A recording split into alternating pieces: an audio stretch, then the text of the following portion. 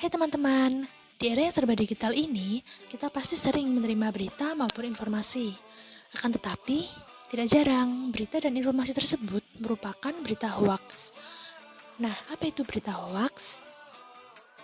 Berita hoaks adalah suatu berita yang mengandung unsur kebohongan, rekayasa, dan melenceng, tetapi disamarkan sebagai suatu kebenaran.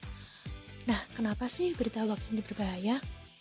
Berita hoaks dapat menimbulkan kepanikan, menjatuhkan pihak yang tidak bersalah, bahkan mengganggu kesehatan dan keselamatan diri sendiri. Saat ini, kita tengah berjuang bersama melawan pandemi COVID-19, di mana mulai banyak bermunculan berita-berita hoaks. Nah, untuk menghindari hal tersebut, yuk kita simak video berikut ini. 4 orang alami kelumpuhan wajah setelah disuntik vaksin corona. 4 sukarelawan uji coba yang menerima vaksin COVID-19 dari Pfizer mengalami kelumpuhan wajah. Kasus ini tengah ditangani oleh Food and Drug Administration atau FDA Amerika Serikat. Kasus yang berpotensi menimbulkan kekhawatiran itu terungkap setelah regulator obat AS menerbitkan analisis vaksin Pfizer-BioNTech sebelum pertemuan untuk mempertimbangkan otorisasi penggunaan darurat vaksin di Amerika Serikat. Kondisi ini menyerupai stroke, dengan sebagian besar penderita mengalami merot pada satu sisi wajah dan otot-otot pada wajah terasa lemas. Dalam beberapa situasi, dapat terjadi kelumpuhan pada kedua sisi wajah.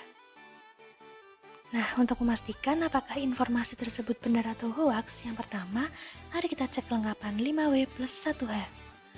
Apa? Yaitu kelumpuhan wajah.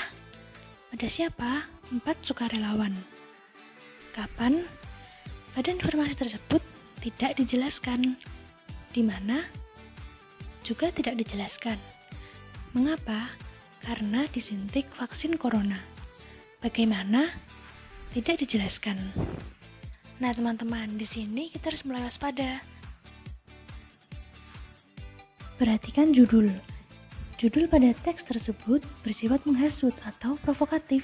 Judul pada teks tersebut seolah menghasut kita agar tidak mau disuntik vaksin corona. Kemudian, pada berita dikatakan bahwa vaksin COVID-19 menyebabkan kelumpuhan wajah. Tetapi, dari mana fakta tersebut didapatkan tidak jelas. Padahal, pada berita, sumber fakta ilmiah harus jelas agar berita tersebut dapat dipertanggungjawabkan. Sumber fakta ilmiah dapat berasal dari penelitian, buku, maupun pernyataan ahli. Nah teman-teman, apabila kalian menemukan berita dengan ciri-ciri tersebut, perlu kita curigai kebenarannya karena berpotensi sebagai berita bohong atau berita hoaks. Lalu, apabila kalian menemukan berita hoaks, apa sih yang harus dilakukan? Yang pertama, jangan menyebarkan, hentikan cukup di kita. Kemudian, carilah informasi dari sumber yang tepat.